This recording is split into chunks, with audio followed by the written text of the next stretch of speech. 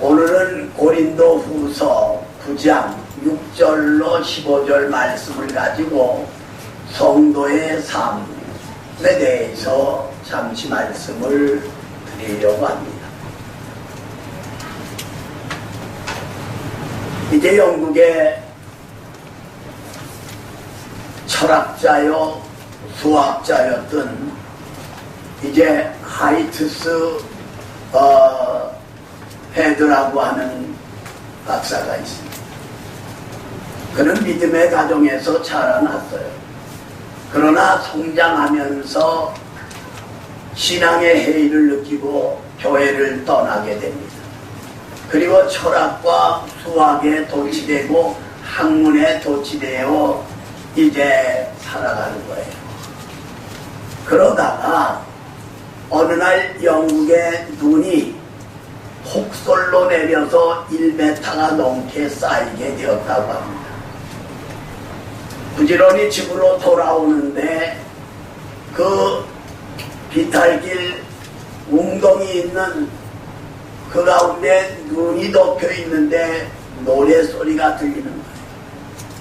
그래서 여기 넘어져서 미끄러져 가지고 웅덩이에 빠지게 되고 눈에 덮여 있구나 생각을 해서 그 할머니를 건져낼 수가 있었다는 겁니다.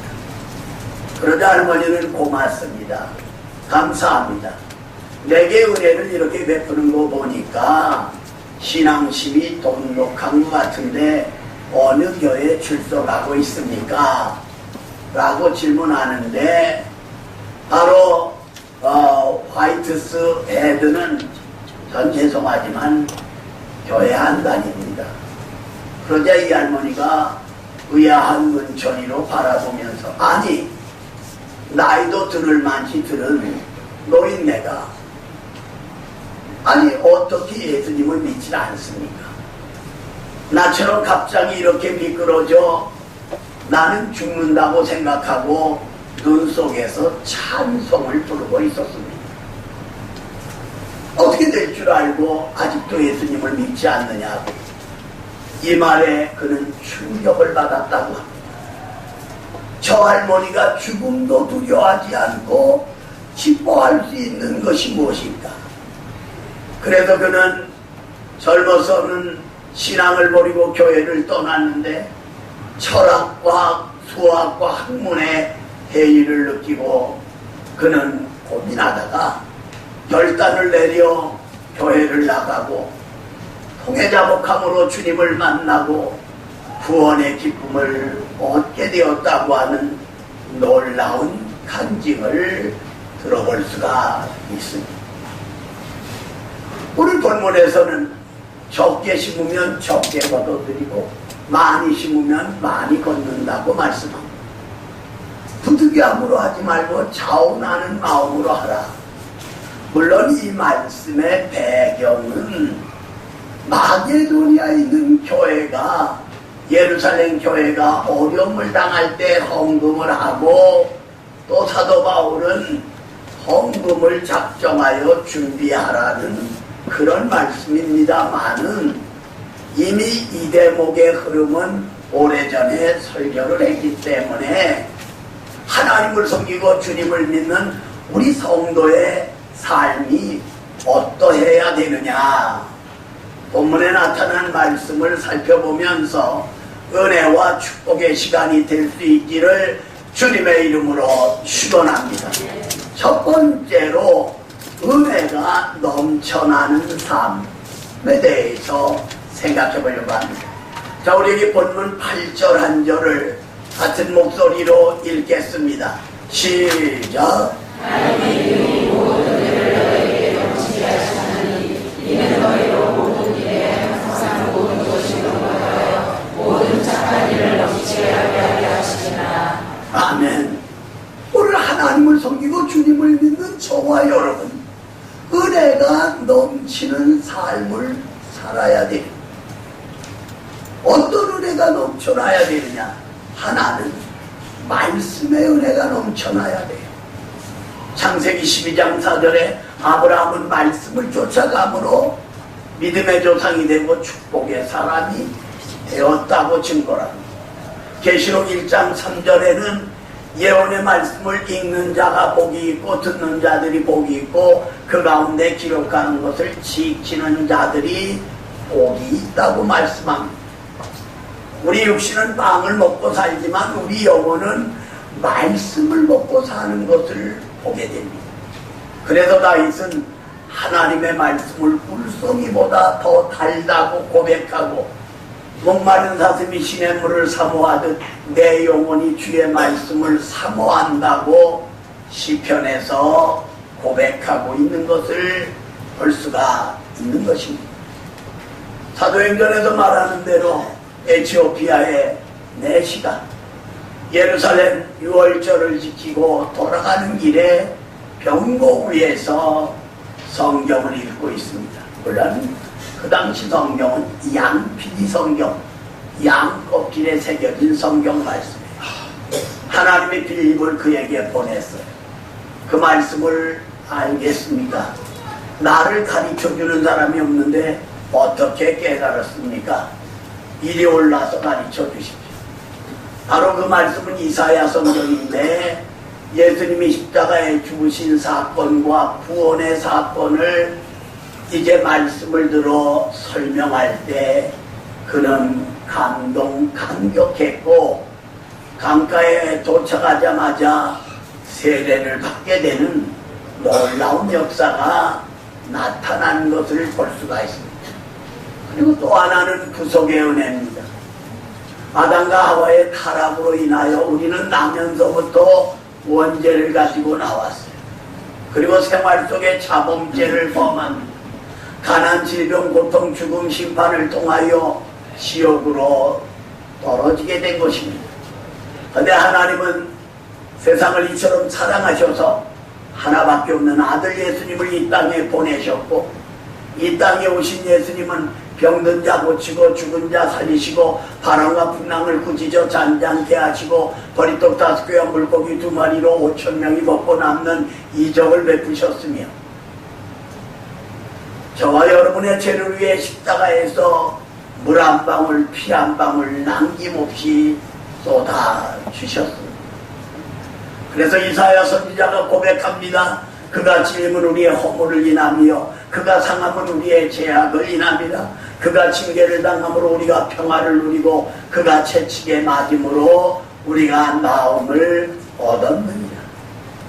바로 예수님의 십자가의 구속의 은혜를 받아야 우리 죄 문제, 인생의 문제, 죽음의 문제가 해결될 수가 있다고 하는 그러한 사실입니다.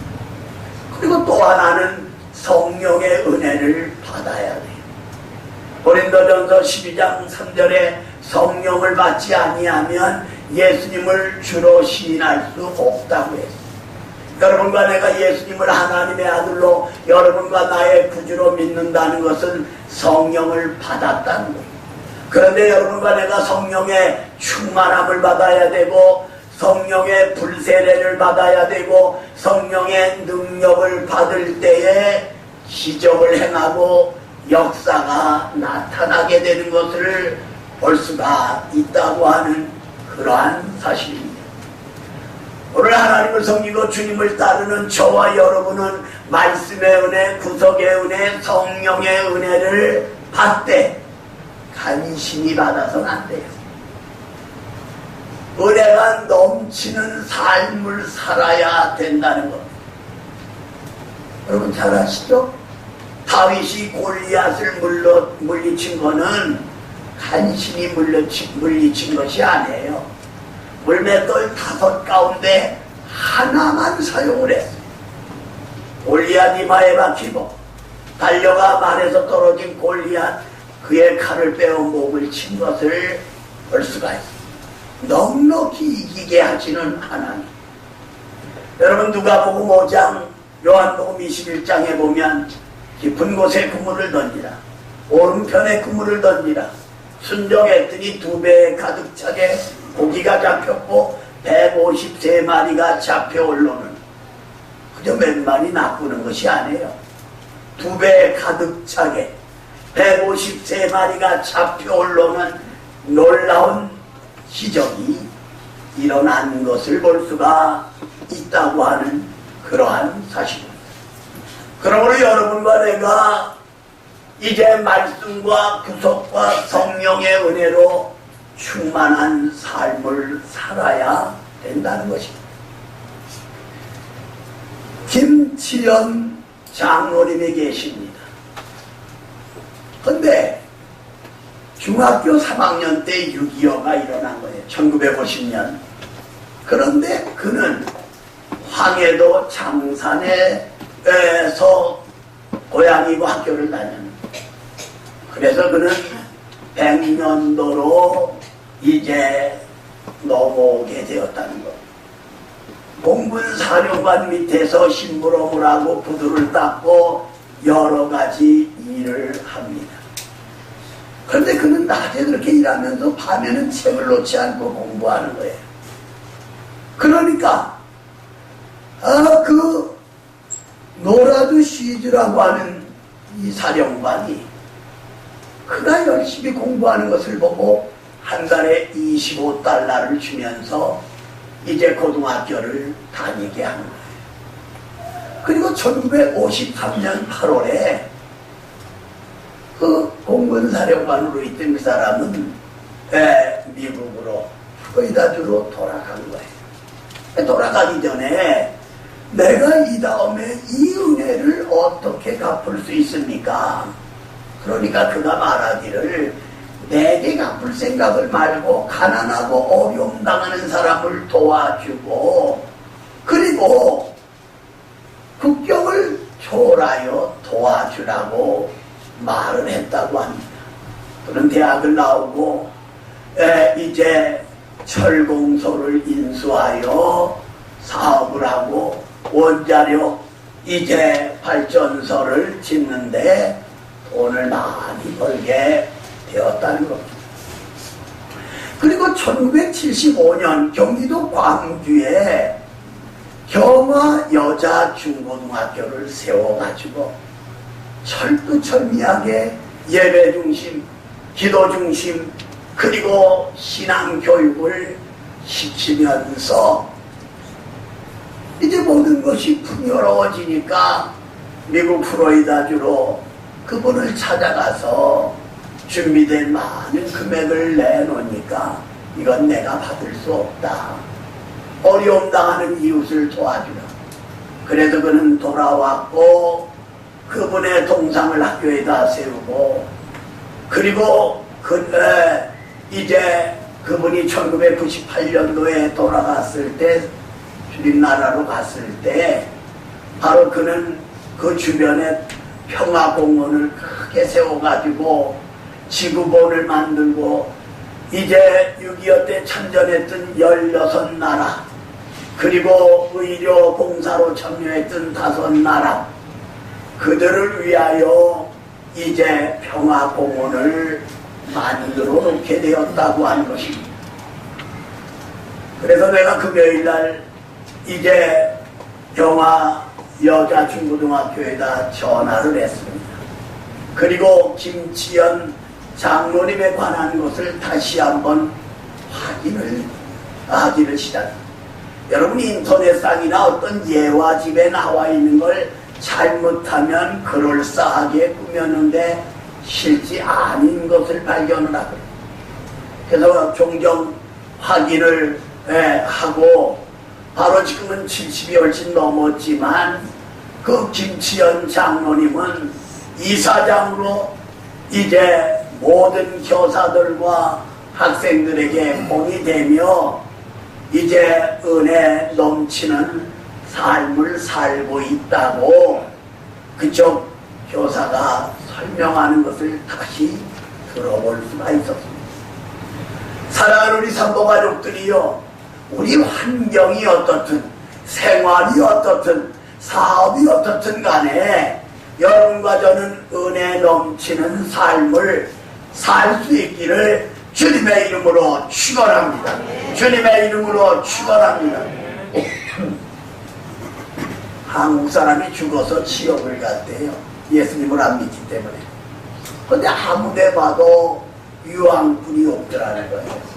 그래서 들은 풍어는 있으니까 마귀 보고 아니 왜 지옥에 유황불이 없습니까? 그랬더니 마귀가 하는 말이 한국 사람은 이 유황불에 던지기만 하면 아이 시원하다 아이 시원하다 그래서 유황불을 없앴다는 뭐 숯가마 불가마 찜질방에 들어가서 이게 단련된 몸이기 때문에 그렇게 만들었다는 거예요. 그럼 예수 안 믿는 사람은 어떻게 벌을 주려고 합니까? 그랬더니 아주 큰 체온기가 있는데 저것을 준다고. 아 저걸 무슨 이제 벌이 되겠느냐고. 한국 사람들은 저기 올라가서 머리를 쥐어 뜯으면서 비명을 지른다고. 여러분들도 경험이 있죠? 왜 이렇게 살쪘지? 왜 이렇게 뚱뚱하지? 그런 만들기도 참 잘 만드는 것을 볼 수가 있습니다. 두 번째로 착한 일이 넘치는 삶에 대해서 생각해 보려고 합니다.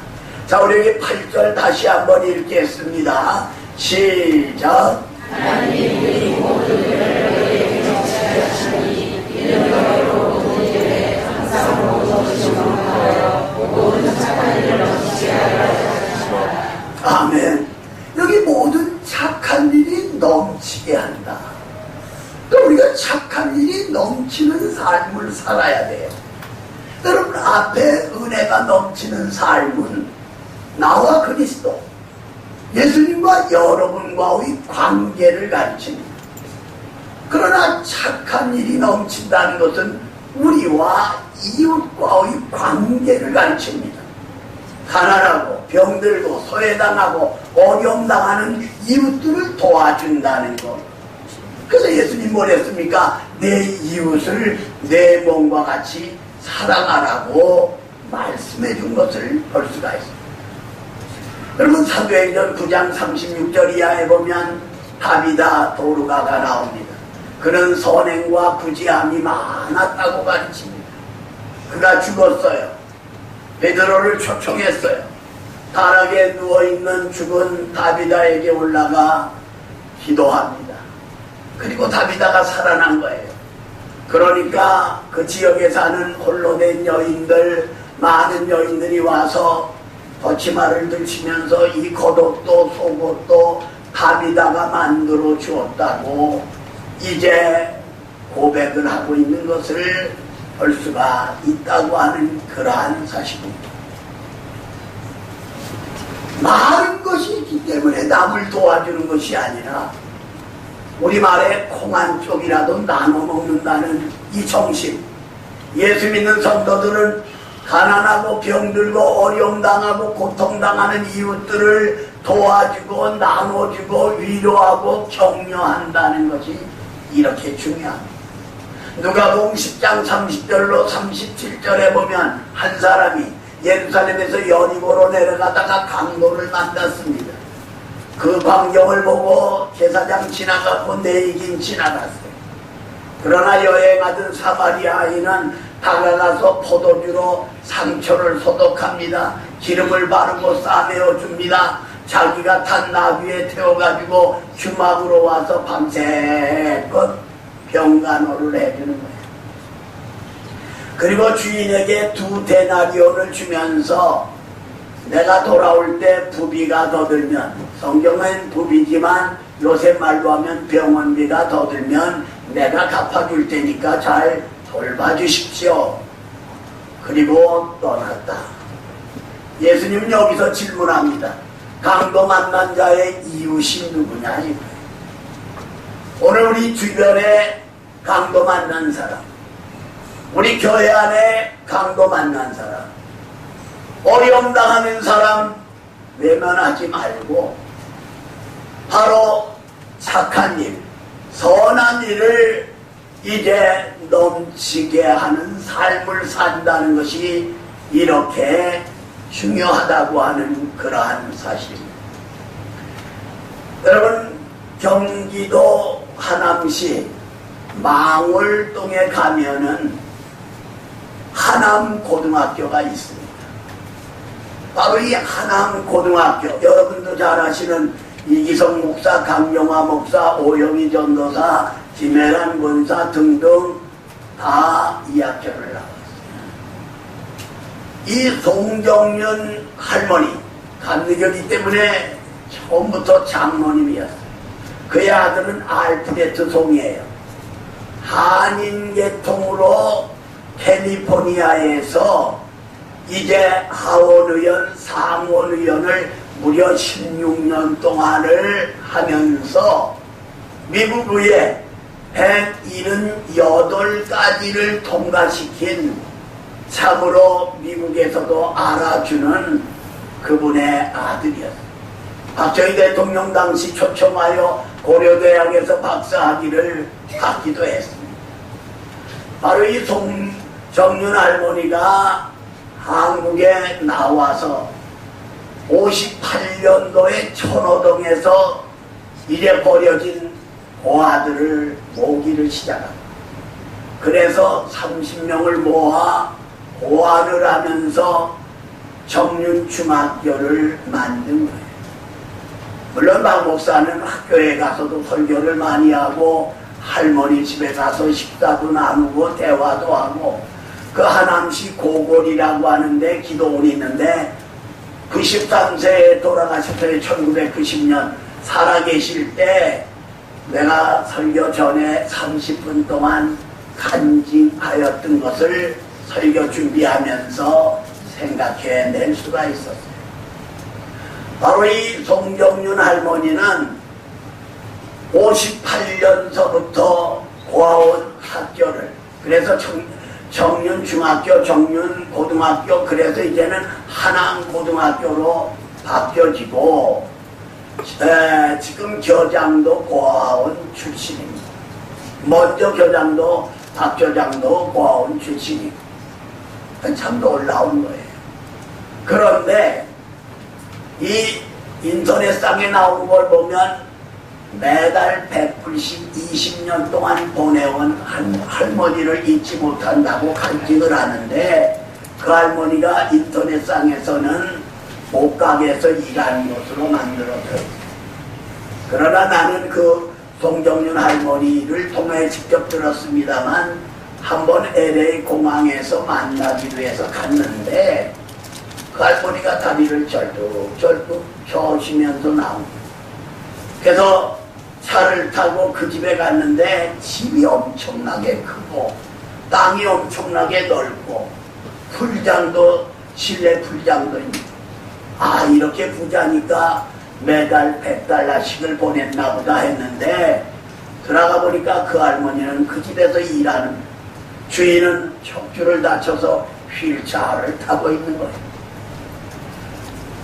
신을 벗으면 다리가 부어서 이제 신을 신을 수가 없으니까 신발 위에 덮보선을 신고 이제 청소를 하고 세탁을 하고 살림을 도와주고 있는 거예요. 근데 150달러를 받는데 한 달에 15달러는 11조, 10달러는 감사한금, 5달러는 세금, 자신을 위해서는 20달러를 쓰면서 한국의 고아들을 위해 매달 100달러씩 20년 동안 보내왔다고 하는 것입니다. 물론 TV방송에 나가서 그때의 광경을 송정윤 할머니가 간증도 하셨지만 그때는 이제 옷가게라고 표현했지만 저와 대화할 때는 바로 남의 집에서 일하는 것을 숨기지 않고 말씀하는 것을 들어볼 수가 있었어요.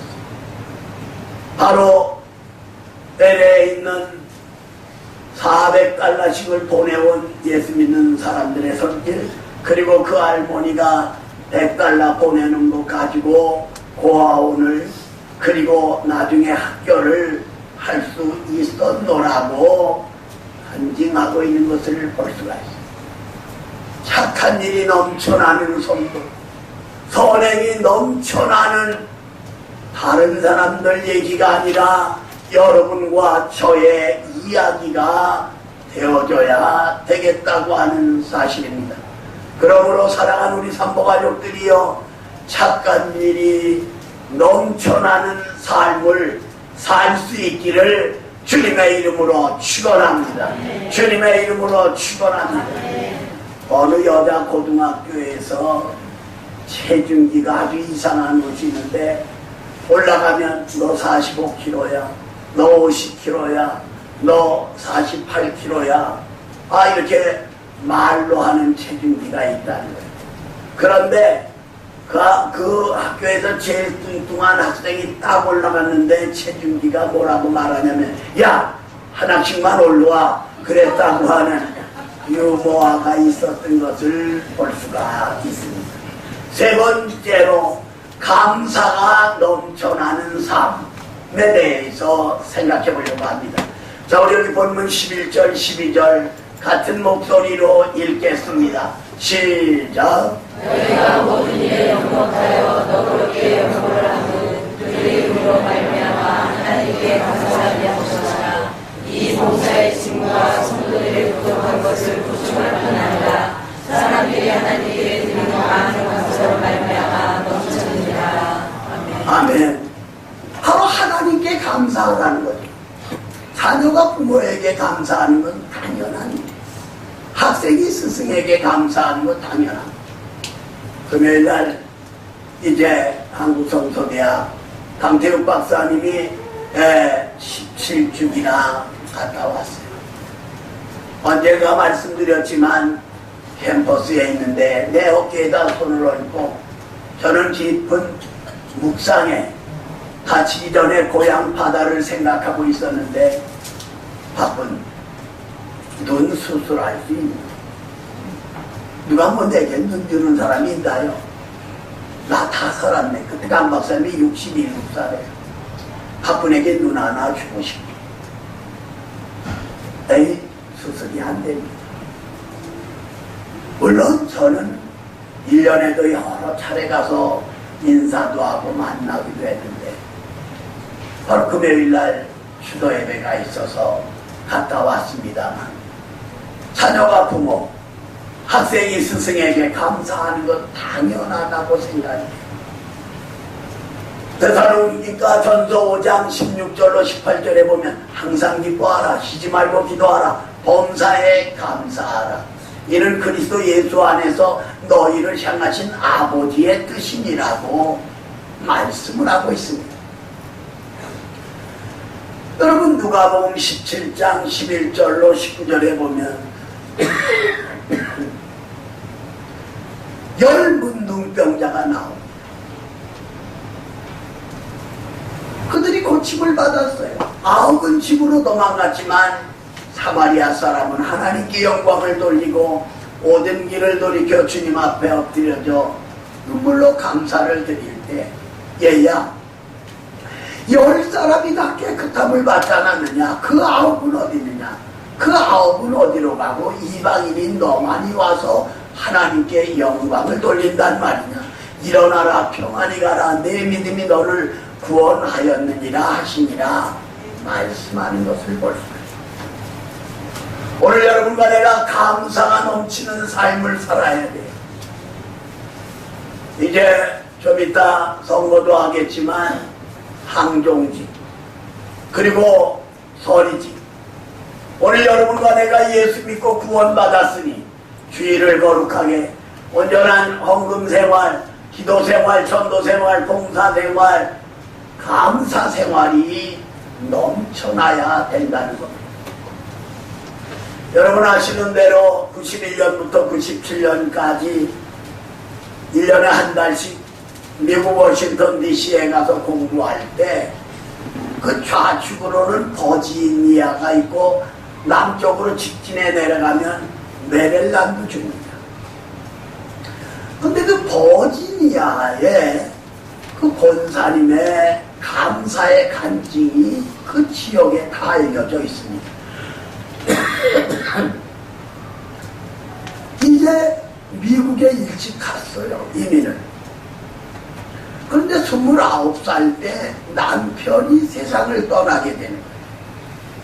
남편이 아내의 손을 꼭 잡고, 여보, 그동안도 고생을 많이 했어.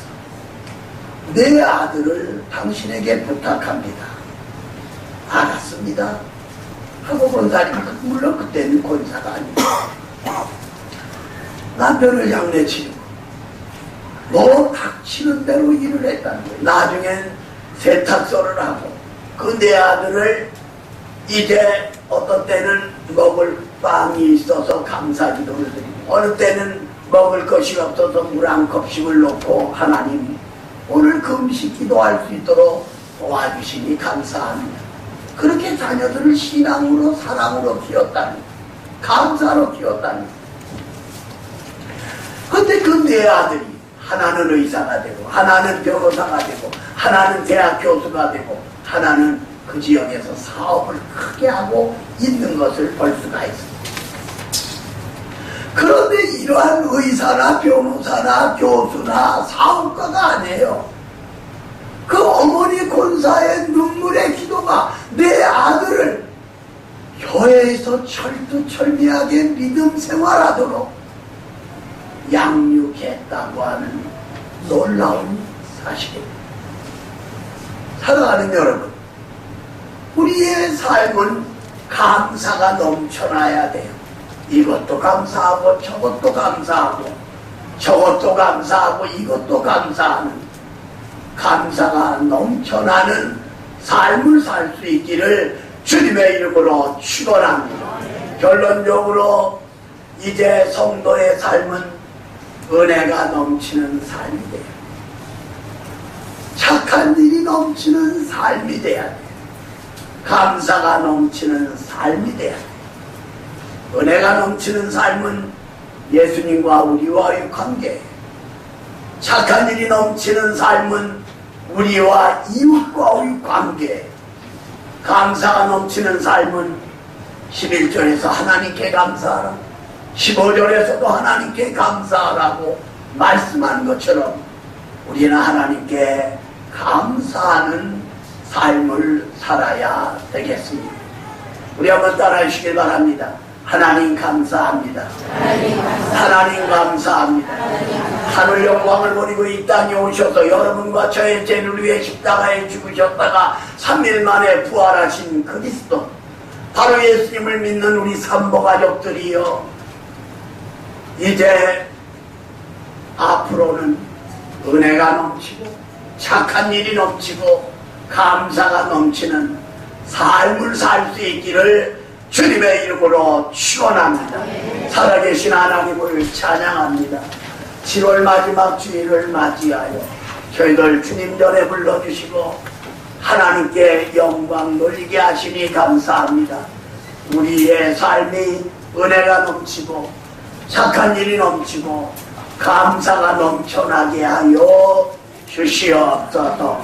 예수님의 이름으로 기도 올리옵나이다. 아멘.